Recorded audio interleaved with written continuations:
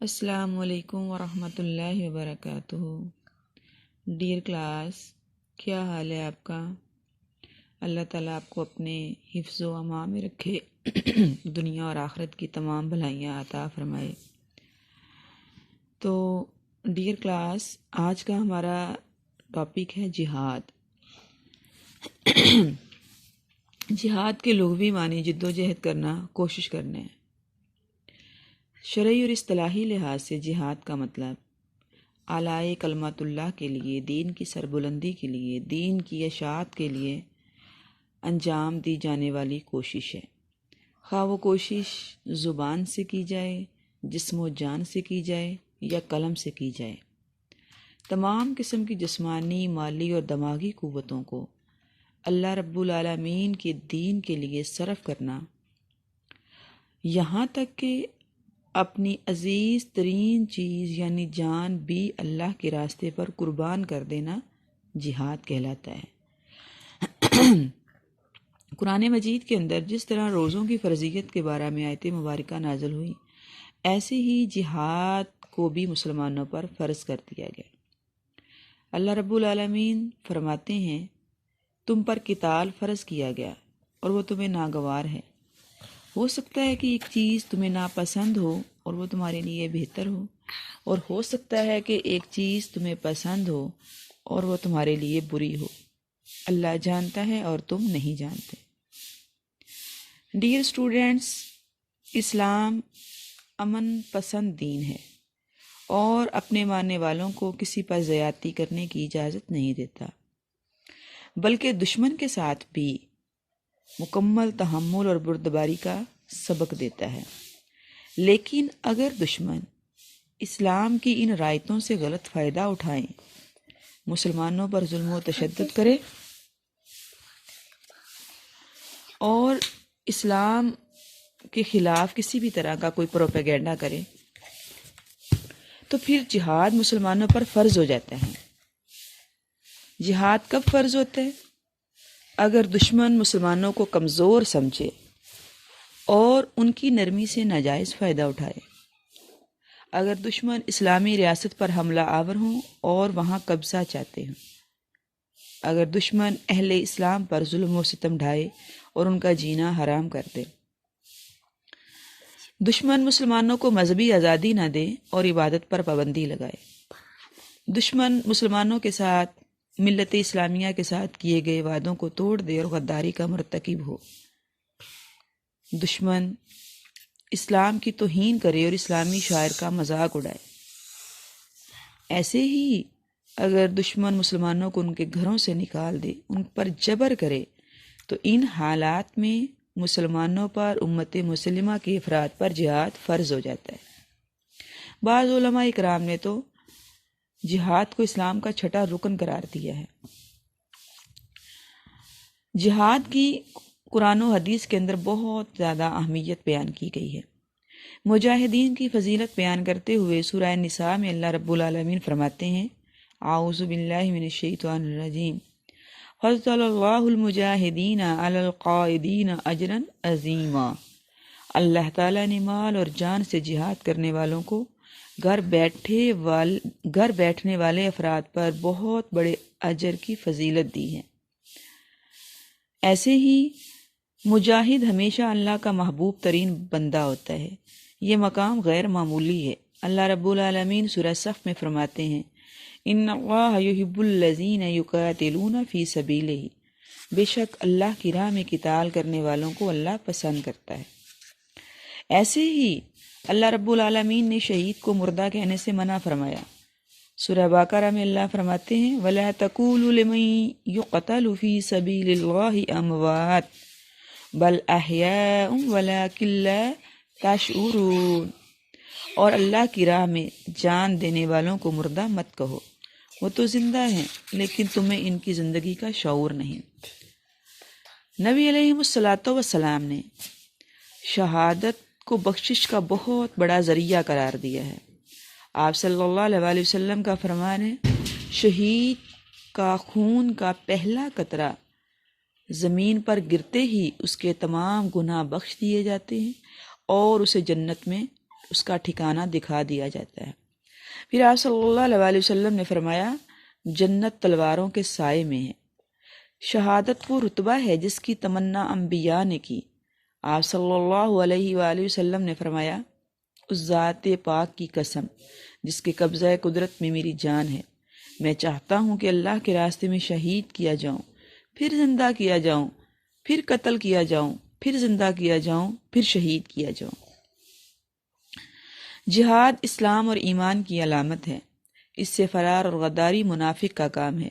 نبی علیہ الصلوۃ والسلام نے فرمایا جس شخص نے نہ کبھی جہاد کیا، نہ ہی اس کے دل میں اس کا ارادہ آیا، اور نہ ہی کبھی کسی مجاہد کی اس نے خدمت کی، نہ اس کے اہل و عیال کی خدمت کی، تو قیامت سے پہلے پہلے اللہ اس پر عذاب نازل فرما دے گا۔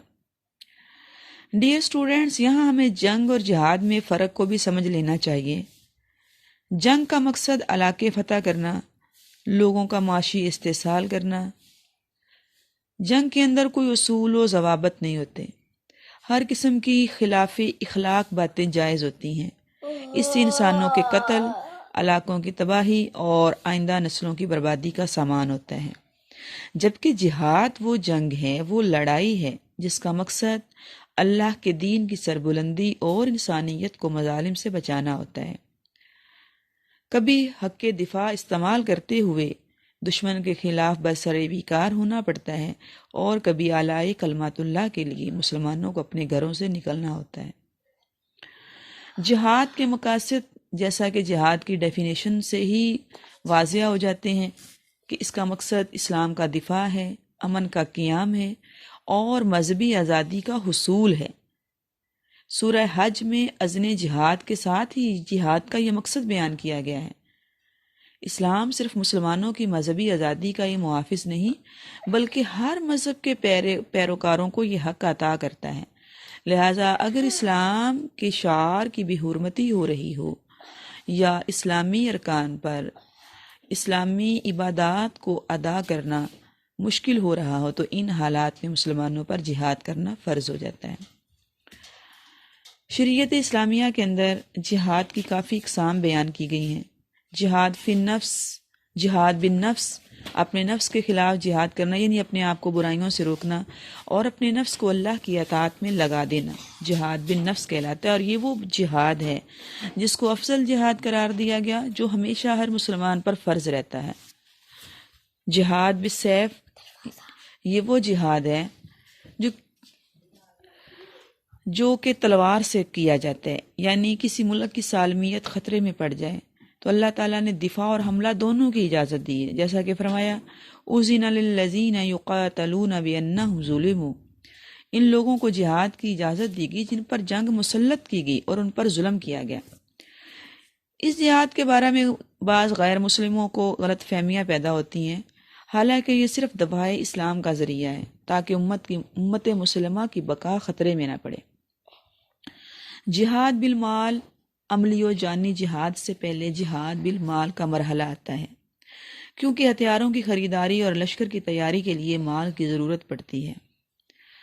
اس سے اعراض قومی وجود کو خطرے میں ڈال دیتا ہے۔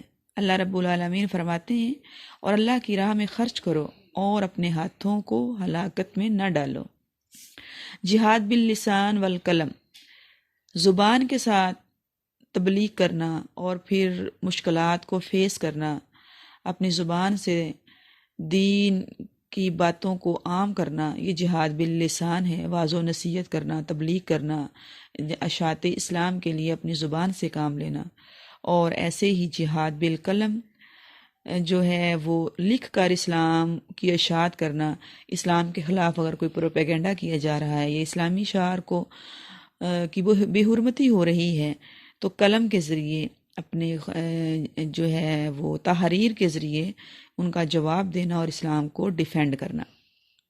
جہاد بالعلم، جہاد کی ایک اور قسم جہاد بالعلم ہے۔ دنیا کا تمام شر و فساد جہالت کا نتیجہ ہے اور اس کا دور کرنا ہر طالب حق کے لیے ضروری ہے۔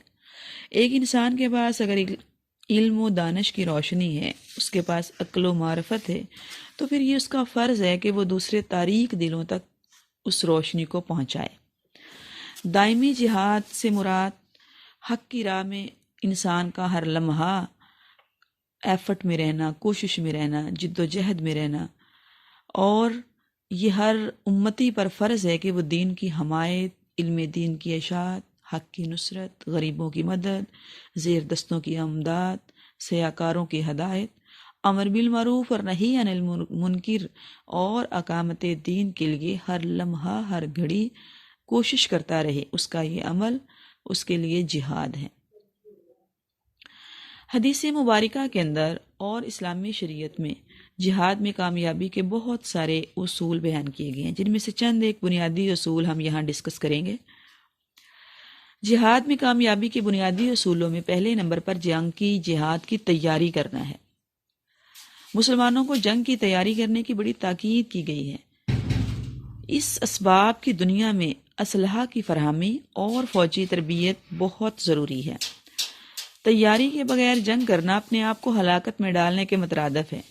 خود آپ صلی اللہ علیہ وسلم کسی موقع پر بغیر تیاری کے جنگ کے لیے نہیں نکلے۔ اپنی طاقت اور استعداد کے مطابق جنگ اور جہاد کی تیاری کرنا فرض ہے۔ جہاد کے اصولوں میں سے دوسرا اصول اللہ رب العالمین پر توکل اور بھروسہ کرنا ہے، کہ ایک مسلمان اپنی تیاری پر ہی بھروسہ نہیں کر لیتا، محض تیاری کو ہی کامیابی کا ذریعہ نہیں سمجھتا، بلکہ اس کو یہ یقین ہوتا ہے کہ اللہ تعالیٰ کی نصرت کے بغیر اس کی تیاری اور اس کی بہادری کسی کام کی نہیں۔ لہٰذا مجاہدین ہر وقت اللہ سے مدد اور نصرت مانگتے رہتے ہیں۔ ہتھیاروں پر بھروسہ تو کافر کرتا ہے، مسلمان تو ہتھیاروں پر بھروسہ کرنے کا تصور بھی نہیں کر سکتا۔ اس لیے علامہ اقبال نے فرمایا تھا، کافر ہے تو شمشیر پہ کرتا ہے بھروسہ، کافر ہے تو شمشیر پہ کرتا ہے بھروسہ، مومن ہے تو بے تیغ بھی لڑتا ہے سپاہی۔ جہاد میں کامیابی کے اصولوں میں سے اہم اصول ثابت قدمی ہے۔ قرآن مجید کی بے شمار آیتوں میں ثابت قدمی کی تلقین کی گئی اور ایسی دعائیں سکھائی گئی ہیں جس میں اللہ رب العالمین سے ثابت قدمی طلب کی گئی ہے۔ فرمایا جب دشمن سے مقابلہ ہو تو ڈٹ جاؤ۔ اطاعت امیر کامیابی کے لیے بہت ضروری ہے۔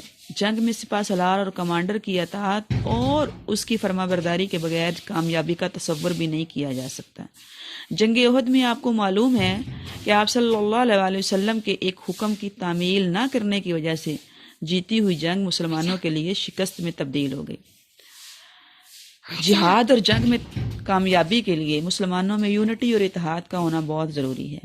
جب تک مسلمان اپنے اختلافات کو بھلا کر اتحاد کا مظاہرہ نہیں کریں گے، متحد نہیں ہو جائیں گے، اس وقت تک وہ فتح اور کامیابی حاصل نہیں کر سکتے۔ سورہ انفال میں اللہ رب العالمین فرماتے ہیں، آپس میں نہ جھگڑو، تم کمزور پڑ جاؤ گے اور تمہاری ہوا اکھڑ جائے گی۔ ایسے ہی میدان جنگ میں اللہ رب العالمین کو کثرت سے یاد کرنا چاہیے، جس سے اللہ کی رحمت نازل ہوگی اور یہ چیز انسان کو، مسلمان کو، مجاہدین کو کامیابی کی طرف لے جائے گی۔ پھر فتح اور کامیابی ملنے کے بعد مسلمانوں کو چاہیے کہ اس کو اللہ کی طرف منسوب کریں، اللہ کا شکر ادا کریں اور اپنی کامیابی پر بالکل بھی اکڑیں نہ۔